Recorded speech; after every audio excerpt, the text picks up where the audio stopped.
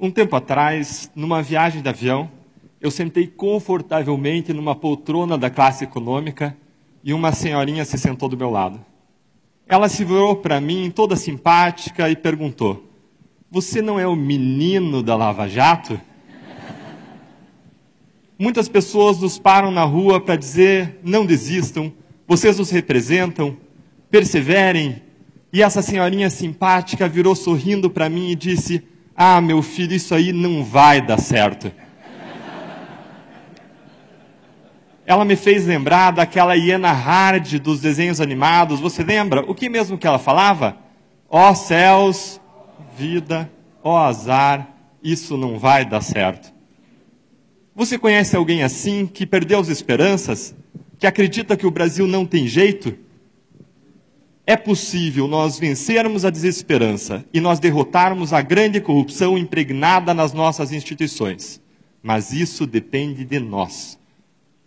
Nós podemos reduzir o sofrimento humano causado pela corrupção, mortes em estradas ruins, desigualdade de oportunidades, falta de segurança pública, escolas péssimas, doenças causadas por falta de água tratada e de esgoto, aflição em filas de hospitais e tantos outros problemas.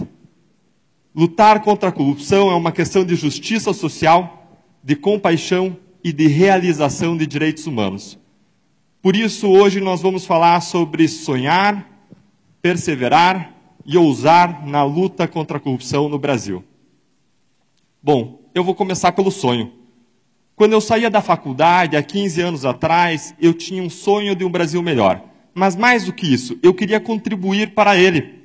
O caminho que eu encontrei para isso foi a carreira de procurador da República.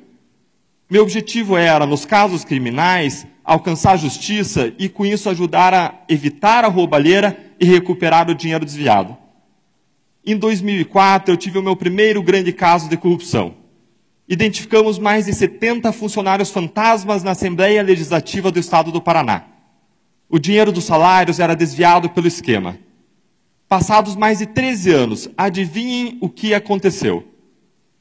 Nenhuma pessoa foi punida e nenhum centavo foi recuperado. Um ano depois, em 2005, eu passei a trabalhar no caso Banestado. Acusamos mais de 680 pessoas por crimes graves. Sabem quantas foram presas? Pouco mais de 10, menos de 2%. Em seguida, num novo caso, réus foram condenados, inclusive por corrupção, a penas que superaram 40 anos de prisão. Agora tudo seria diferente. Contudo, em 2016, os processos todos tinham ido por água abaixo por questões puramente formais. A minha história é parecida com a do Brasil num ponto. É uma história de fracassos na luta contra a corrupção. Um estudo mostra que 97 a cada 100 casos de corrupção comprovada acabam em plena impunidade. As engrenagens do sistema de justiça criminal estão concatenadas, ajustadas para não funcionar contra os poderosos. Foi nesse contexto que no início de 2014 eu fui convidado para entrar na Lava Jato. Um caso até então desconhecido, que era apenas uma montanha de trabalho. Como vocês veem, eu tinha várias razões para dizer não. Afinal de contas, nada que eu tinha feito até então tinha adiantado alguma coisa. Na vida, todos nós teremos frustrações correndo atrás dos nossos sonhos. Muitas vezes você não decide o que acontece com você, mas você decide a sua atitude diante do que acontece com você. Diante dessas frustrações, eu poderia amargar e desistir.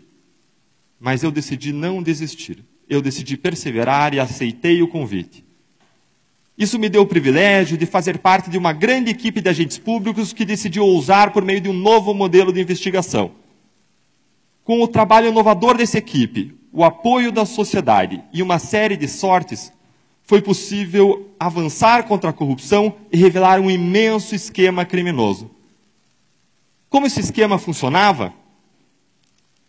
Grandes empresas se articularam para inflar contratos bilionários com a Petrobras. Elas pagavam propinas para aumentar os seus lucros.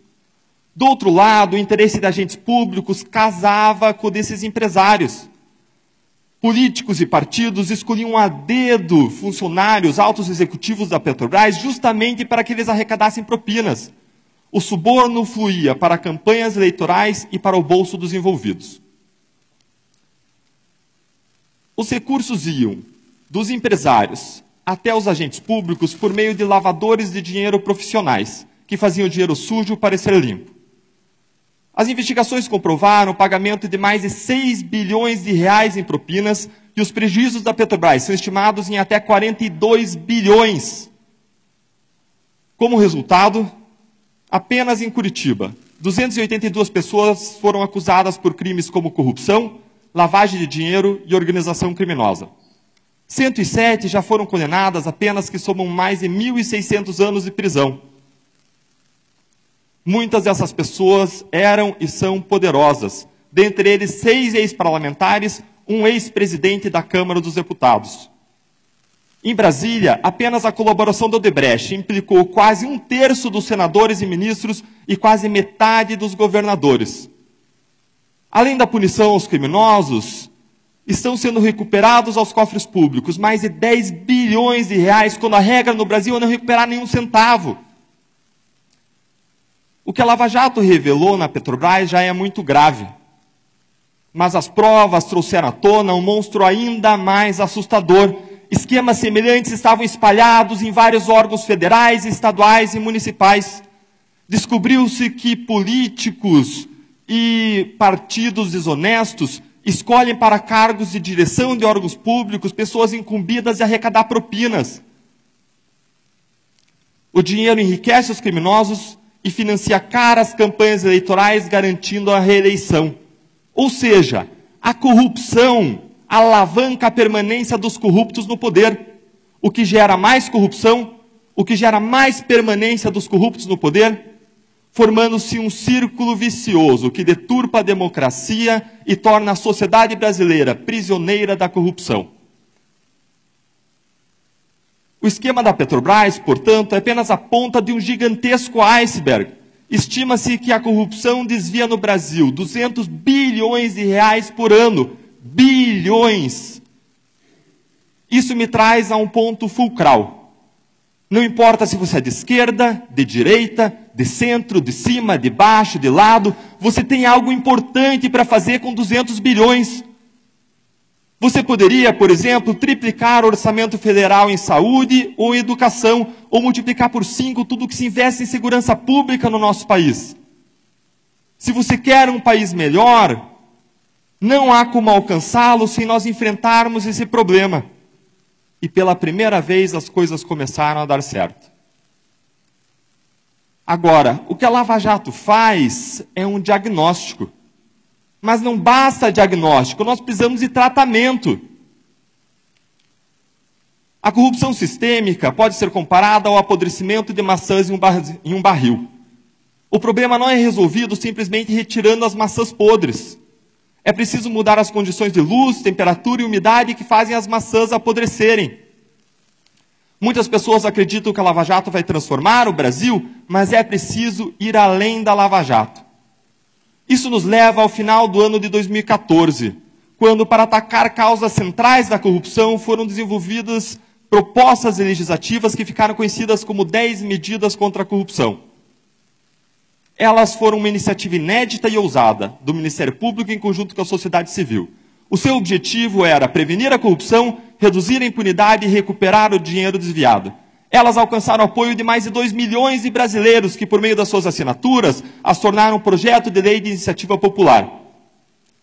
Em 2016, enquanto o Brasil chorava a tragédia que vitimou o time de futebol da Chapecoense, a tragédia de avião, na calada da madrugada, a Câmara dos Deputados destruiu as propostas. No lugar das medidas anticorrupção, foi aprovado um projeto que objetivava amarrar as investigações. Novamente, nós podemos amargar e desistir. Lembre que muitas vezes na vida você não decide o que acontece com você, mas é você quem decide qual é a sua atitude diante do que acontece com você. Nós poderíamos amargar e desistir, mas eu decidi perseverar. De lá para cá, contudo, eu tenho visto muitas pessoas amargarem. Para piorar a situação, uma sucessão de notícias ruins se acumularam que soam como mais fracassos na luta contra a corrupção. Malas de dinheiro circulam anos depois de iniciada a Lava Jato. Ministros soltam e ressoltam políticos e corruptos poderosos. Regras que beneficiarão corruptos são gestadas no Congresso Nacional. Há rumores de que o Supremo Tribunal emitirá decisões que implicarão imensos retrocessos. Essa sucessão de fracassos alimenta dentro de nós um inimigo poderoso dos nossos sonhos, que é a desesperança. Para nós entendermos como a desesperança atua, vamos viajar a um laboratório da Universidade de Pensilvânia no inverno de 1965.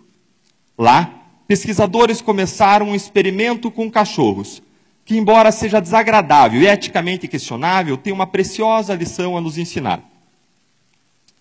Cachorros de um primeiro grupo foram colocados dentro de um compartimento, um de cada vez, em que eles sofriam choques elétricos regularmente.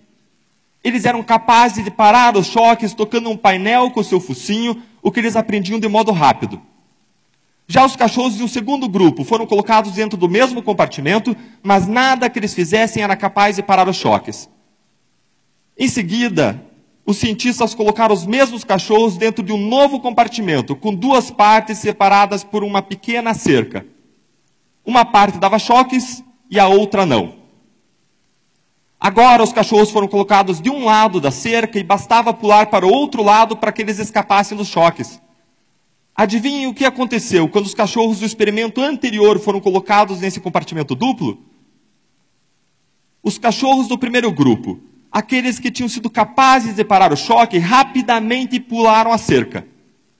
Contudo, a maioria dos cachorros do segundo grupo, aqueles que tinham tomado choques que não poderiam ser parados, simplesmente se deitaram no chão eletrificado à espera de mais choques.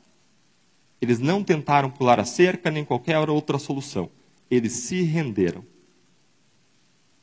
O psicólogo Martin Seligman era um dos pesquisadores responsáveis pela experiência. Ele chamou o estado mental daqueles cachorros que se deitaram à espera de mais choques de learned helplessness, ou desamparo aprendido, que é o estado de alguém que é incapaz de agir por si mesmo, sem ajuda. Mas por que aqueles cachorros ficaram assim? Porque eles se deitaram à espera de mais sofrimento, mesmo quando havia uma saída. Porque eles aprenderam. O modo como eles enxergavam a experiência passada lhes ensinou que eles eram incapazes, que eles eram impotentes. Você vê como a desesperança é poderosa? A desesperança nos paralisa. A desesperança nos mortifica ainda vivos. Nós nos insensibilizamos, anestesiamos com a nossa dor e a dor do outro. A desesperança é um obstáculo na luta contra a corrupção, porque ela retira a nossa capacidade de enxergar as oportunidades do presente. Nós nos tornamos incapazes de mudar a realidade, mesmo quando isso é possível, sonhando, ousando e perseverando. Mas aí alguém me dirá, mas Deltan, como sonhar, ousar e perseverar? Veja o que aconteceu com as 10 medidas. A cada jornal nacional nós tomamos choques e mais choques elétricos. Esse Congresso não aprovará reformas anticorrupção porque a maioria dos parlamentares que está lá não vai aprovar, eles não querem mudar. A minha resposta é, então a mudança está nas suas mãos. Se o Congresso atual não aprovará um pacote anticorrupção, então em 2018 vamos colocar lá quem vai aprovar.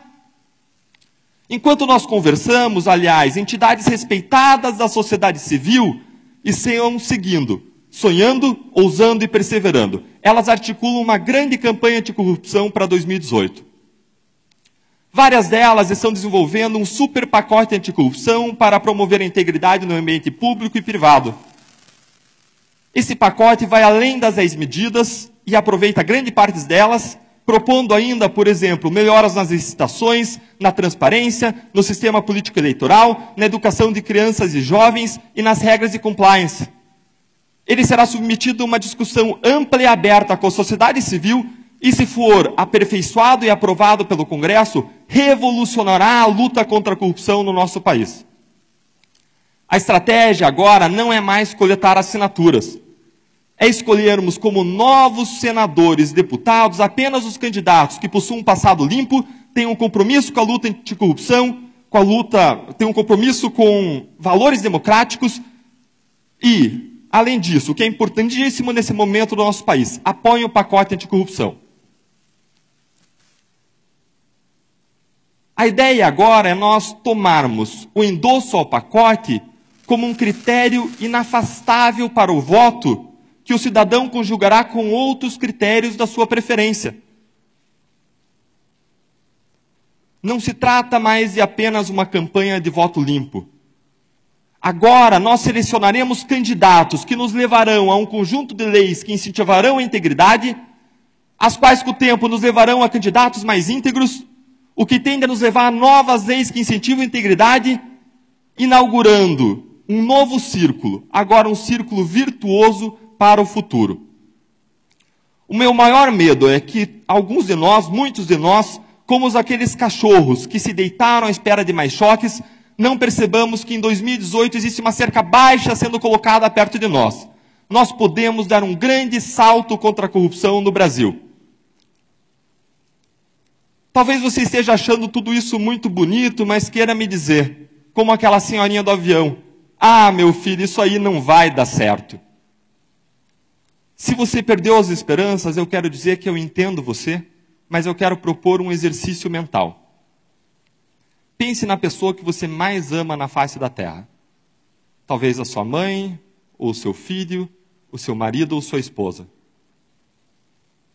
Imagine agora que você vai ao médico e ele lhe diz que essa pessoa que você tanto ama tem uma doença terminal e possui poucos meses de vida. O que você faz? Você vai para casa esperar ela morrer? Ou você vai fazer tudo o que estiver a seu alcance para salvar a vida dela? Indo de site em site, de médico em médico, dobrando seus joelhos e buscando a cura, ainda que seja improvável? A verdade é que existem causas pelas quais vale a pena se lutar, independentemente do resultado, e o nosso país é uma delas. Lutar contra a corrupção é lutar pelo nosso país, e lutar pelo nosso país é lutar por quem nós mais amamos, e nós jamais desistiríamos deles. Se o brasileiro é aquele que não desiste nunca, vamos dizer aqui que nós somos brasileiros e não desistiremos do nosso país. Nós seguiremos juntos, sonhando, ousando e perseverando. Muito obrigado.